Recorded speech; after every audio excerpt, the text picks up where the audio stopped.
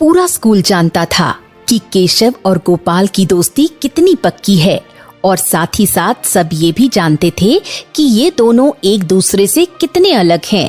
एक तरफ गोपाल क्लास का सबसे होनहार बच्चा था और दूसरी तरफ उसी का दोस्त केशव क्लास में सबसे पीछे था। केशव, कल जो मास्टर जी ने काम दिया था घर से करने के लिए, क्या वो तूने पूरा कर लिया? क्या कल मास्टर जी ने कोई काम भी दिया था क्या? क्यों, तू भूल गया? हाँ यार, भूल गया। तुझे याद भी कैसे रहेगा?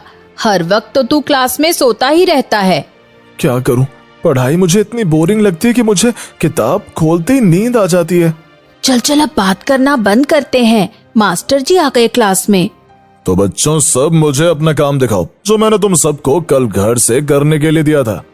सब बच्चे मास्टर जी को अपना होमवर्क दिखाते हैं, मगर केशव अपनी सीट पर बैठा रहता है। क्या हुआ केशव, तुम्हारा होमवर्क कहाँ है? वो मास्टर जी, मैं होमवर्क करना भूल गया। कैसे याद नहीं रहा? अच्छा चलो, घर पर नहीं किया तो वो सवाल मुझे अभी यहीं क्लास में करके दिखाओ। ठीक है मास्टर जी। केशव अपनी नोटबुक निकालता है। ये लीजिए मास्टर जी। ये तो पूरा गलत है। जब मैं कल क्लास में सवाल सबको समझा रहा था तो तुम्हारा ध्यान कहाँ था? केशव चुप खड़ा रहता है। चलो कोई बात नहीं, मैं तुम्हें एक बार फिर से सवाल समझा देता हूँ। इसके बाद मास्टर जी बच्चों को पढ़ाकर चले जाते हैं। अगले दिन क्लास में आज सब बच्चे एक एक करके किताब का नया पाठ पढ़ेंगे। जी मास्टर जी। सभी बच्चे किताब पढ़ते हैं, लेकिन सिर्फ केशव ही किताब नहीं पढ़ पाता है। केशव, तुम इतनी बड़ी क्लास में आ चुके हो मगर तुमसे अभी तक हिंदी पढ़नी भी नहीं आती है। केशव मुंह लटकाए खड़ा रहता है। मास्टर जी, मैं किताब पढ़ूं? ठीक है, तुम पढ़ो गोपाल। थोड़ी देर बाद गोपाल, स्कूल की छुट्टी के बाद तुम मुझसे मिलकर जाना। ठीक है मास्टर जी। इसके बाद मास्टर जी क्लास से चले जाते हैं। क्या बात है गोपाल, वैसे तो सभी टीचर्स मुझे क्लास के बाद रोकते हैं सजा देने के लिए, मगर आज मास्टर जी तुझे रुकने के लिए कह रहे हैं। हाँ, पता नहीं क्यों, मैंने तो कोई गलती भी नहीं की है। चल कोई नहीं, तू घबरा मत, मैं भी तेरे साथ रुक जाऊंगा। थैंक्स केशव। स्कूल खत्म होने के बाद गोपाल और केशव दोनों साथ में मास्टर जी से मिलते हैं। मैंने तो सिर्फ तुम्हें रुकने के लिए कहा था गोपाल, तो फिर केशव यहाँ क्या कर रहा है? वो कुछ नहीं मास्टर जी, बस वो ऐसे ही मेरे साथ रुक गया। केशव, तुम क्लास के बाहर खड़े होकर गोपाल का इंतजार करो, मुझे गोपाल से बात करनी है। ठीक है मास्टर जी। केशव बाहर जाता है। गोपाल, मुझे एक बात समझ नहीं आती, तुम और केशव इतने अच्छे दोस्त हो और हमेशा साथ रहते हो, लेकिन फिर तुम इतने होशियार और केशव पढ़ाई में इतना पीछे क्यों है? केशव सारा दिन क्या करता है? दरअसल मास्टर जी, केशव स्कूल के बाद अपने पिता के काम में उनकी मदद करता है। वो बहुत गरीब परिवार से है। क्लास के सभी बच्चे ट्यूशन पढ़ते हैं, मगर केशव नहीं पढ़ता क्योंकि ट्यूशन की फीस बहुत ज्यादा होती है जो केशव नहीं दे सकता, और उसका स्कूल में दाखिला भी बहुत बाद में हुआ था, इसलिए वो पढ़ाई में पीछे रह गया। अच्छा, तो ये बात है। जी मास्टर जी। ठीक है, फिर अब तुम जाओ और मन लगाकर पढ़ाई करो। आ गया मेरा लाडला बेटा। हाँ माँ। तो आज स्कूल में क्या नया सीखा? कुछ नहीं माँ। क्या हुआ बेटा? मैं चाहती हूँ कि तू मन लगाकर पढ़ाई करे और बड़ा आदमी बने। हाँ माँ, जानता हूँ। अरे मास्टर जी, आप यहाँ? ये तेरे मास्टर जी हैं केशव? हाँ माँ, ये मेरे स्कूल के मास्टर जी हैं। आइए आइए, बैठिए। मुझे आपसे केशव के बारे में जरूरी बात करनी थी। जी कहिए। केशव पढ़ाई में तो ठीक है ना? नहीं, केशव पढ़ाई में बहुत ज्यादा कमजोर है और सभी बच्चों से पीछे है। क्या? लेकिन आप चिंता मत कीजिए, ये जल्दी पढ़ाई में बेहतर हो जाएगा। लेकिन वो कैसे? कुछ वक्त के लिए आप इसका ट्यूशन लगवा दीजिए। लेकिन हम ट्यूशन की फीस नहीं दे पाएंगे। केशव के पिताजी की अभी इतनी तनख्वाह नहीं है। आप चिंता मत कीजिए, केशव को ट्यूशन मैं पढ़ाऊंगा। और फीस? आपको इसके लिए फीस देने की जरूरत नहीं है, आप बस केशव को रोज 1 घंटे मेरे घर पढ़ने के लिए भेज देना। क्या सच में? इसमें आपको कोई तकलीफ तो नहीं होगी? अरे नहीं नहीं, मैं ये खुद केशव के अच्छे भविष्य के लिए करना चाहता हूँ। आपका बहुत बहुत धन्यवाद, हम आपके हमेशा आभारी रहेंगे। अच्छा तो मैं चलता हूँ, और केशव तुम रोज स्कूल के बाद मेरे घर 1 घंटा ट्यूशन पढ़ने आओगे, ठीक है? ठीक है मास्टर जी। इस तरह केशव हर दिन स्कूल के बाद मास्टर जी के पास ट्यूशन पढ़ने के लिए जाता रहा। और फिर एक दिन क्लास में सभी बच्चों के टेस्ट के रिजल्ट आ चुके हैं और मुझे ये कहते हुए खुशी हो रही है कि तुम सबने काफी मेहनत की है, मगर सिर्फ एक बच्चा है जो इस टेस्ट में पूरे नंबर लाया है। कौन मास्टर जी? उसका नाम है केशव। सभी बच्चे केशव का नाम सुनकर चौंक जाते हैं। क्या बात है केशव, ये तूने कैसे किया? बस हो गया। चलो सब बच्चे अब केशव के लिए तालियां बजाओ। केशव के लिए पहली बार क्लास में तालियां बज रही थीं। इससे पहले सिर्फ उसे क्लास में सजा ही मिलती थी, इसलिए आज केशव बहुत खुश था। माँ देखो, आज मुझे टेस्ट में पूरे नंबर मिले हैं। अरे वाह, मेरा बेटा तो होशियार बन गया। अब देखना माँ, मैं भी पढ़ लिख कर एक महान इंसान बनूंगा जैसा तुम कहती हो। केशव की आंखों में आशा और विश्वास देखकर केशव की माँ की आंखों में भी आंसू आ जाते हैं। हाँ बेटा, मुझे तुझ पर पूरा यकीन है और मुझे पता है इसमें तेरी मेहनत के साथ और किसकी मेहनत है। किसकी माँ? तेरे मास्टर जी की। उन्होंने ही तुझे बेहतर बनाया है। उनका धन्यवाद करना मत भूलना। एक गुरु ही होते हैं बेटा, जो हम सबको सही मार्ग दिखाते हैं और शिक्षा देते हैं, जिससे हम जिंदगी में कामयाब बन सके।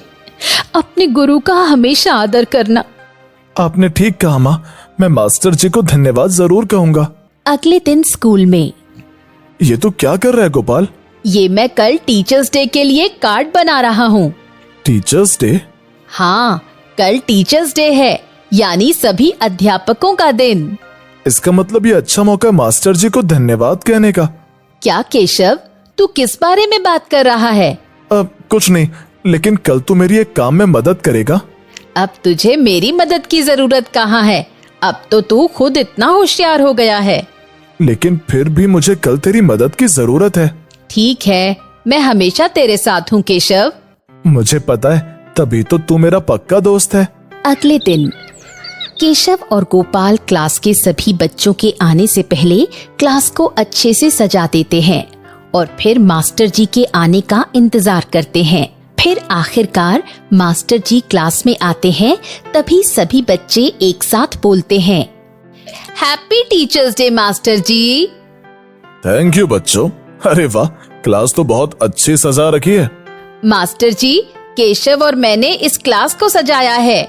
बहुत बढ़िया गोपाल और केशव, मुझे तो पता ही नहीं था तुम दोनों में ये हुनर भी है। हाँ? तभी केशव अपने हाथ में एक कार्ड लेकर मास्टर जी की तरफ आगे बढ़ाता है। ये आपके लिए मास्टर जी।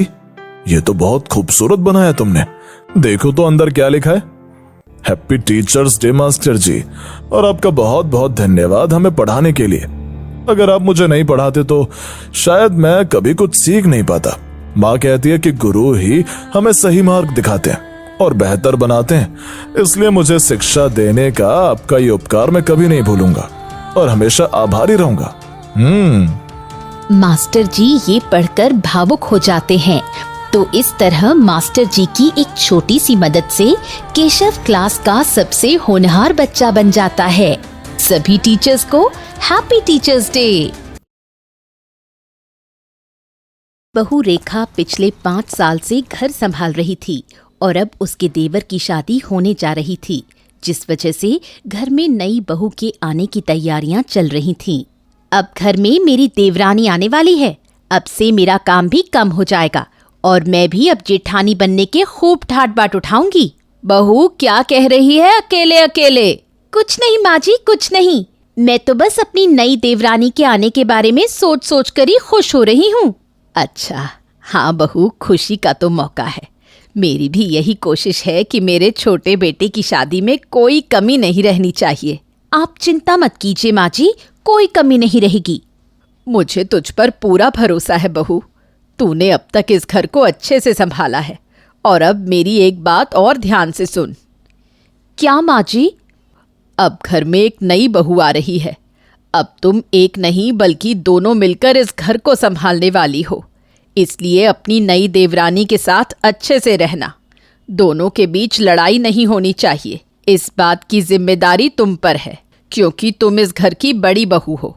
अगर कभी तुम दोनों बहुओं के बीच कोई मनमुटाव हो तो समझदारी के साथ उसे आपस में सुलझा लेना। ठीक है माँ जी, हम दोनों इस घर में मिलजुल कर ही रहेंगे। चलो ठीक है फिर।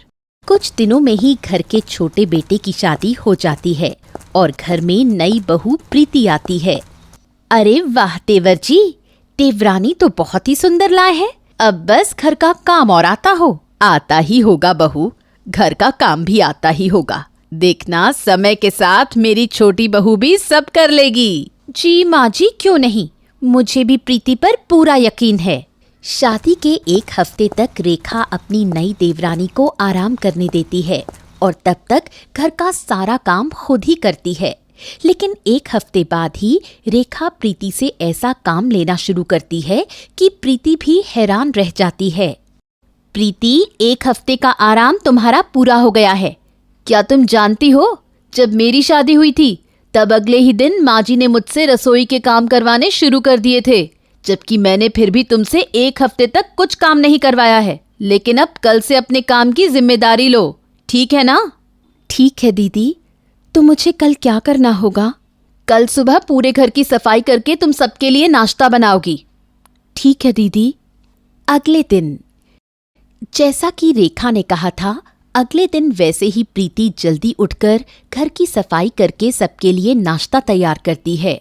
अरे वाह, तुमने तो सारा काम कर लिया। जी दीदी। माँ जी, आज नाश्ता आपकी छोटी बहू ने बनाया है। हाँ, देख रही हूँ बहू, प्रीति ने वाकई में बहुत अच्छा नाश्ता बनाया है। ऐसे ही धीरे धीरे मेरी छोटी बहू भी घर का सारा काम सीख जाएगी और सबके साथ घुल मिल जाएगी। जी माँ जी। प्रीति, अगर तुम्हें कोई परेशानी हो या कुछ पूछना हो तो अपनी जेठानी रेखा से पूछ लेना। रेखा ने भी अब तक बहुत अच्छे से घर बार संभाला है और अब तो ये इसमें एक्सपर्ट हो गई है। ठीक है माँ जी। सब लोग नाश्ता कर लेते हैं और अपने अपने कमरे में जाने लगते हैं। अरे प्रीति, तुम कहाँ जा रही हो? किचन का आगे का काम कौन करेगा? वो भी मुझे ही करना है क्या दीदी? और नहीं तो क्या। और हाँ, इसके बाद दोपहर के खाने की तैयारी भी तुम करोगी। अच्छा ठीक है। अपने हिस्से के सारे काम प्रीति को सौंपकर रेखा मजे से आराम करती है। दुख भरे दिन बीते रे भैया, अब सुख आयो रे। घर में अब छोटी बहू आ गई है, सारा काम उसी से करवाकर अब मैं चैन की नींद लूंगी। इतने सालों से मैं अकेले काम करते करते थक गई थी। इस तरह रेखा धीरे धीरे करके प्रीति से ही सारा काम करवाने लगती है और खुद पूरे दिन बस आराम करती है। और प्रीति की नई नई शादी हुई थी, इसलिए वो रेखा से कुछ नहीं कहती है। जब से मैं इस घर में आई हूँ, रेखा दीदी ने तो किसी भी काम को हाथ लगाना ही बंद कर दिया है। समझ नहीं आता अब मैं क्या करूँ। अगर मैंने कुछ नहीं कहा तो वो तो मुझसे ऐसे ही काम करवाती रहेंगी। क्या हुआ बहू, अकेले अकेले किससे बात कर रही है? कुछ नहीं माँ जी, मैं बस यही कह रही थी कि रेखा दीदी अब घर का कोई काम नहीं करती हैं। सब कुछ मुझे अकेले ही करना पड़ता है। घर में शांति बनी रहे इसलिए मैं उनसे कुछ नहीं कहती, लेकिन जो वो कर रही हैं वो तो गलत है ना माँ जी। तू सही कह रही है बहू, जब से तू घर में आई है तब से बड़ी बहू के रंग ढंग बदल गए हैं। मैं भी बहुत दिनों से उसे नोटिस कर रही हूँ। तू चिंता मत कर, मैं ही कुछ करती हूँ। ठीक है माँ जी। अगले दिन रेखा अब घर में लेट उठने लगी क्योंकि उसके हिस्से का काम भी अब प्रीति जो करने लगी थी। प्रीति, बन गया नाश्ता? जी दीदी, बन गया। ये क्या नाश्ता बनाकर रख दिया तुमने छोटी बहू? क्यों, क्या हुआ माँ जी? मुझे ये नाश्ता बिल्कुल पसंद नहीं। सब सही तो है माँ जी। नहीं रेखा, मुझे पसंद नहीं। मुझे आज तेरे हाथ का नाश्ता खाना है।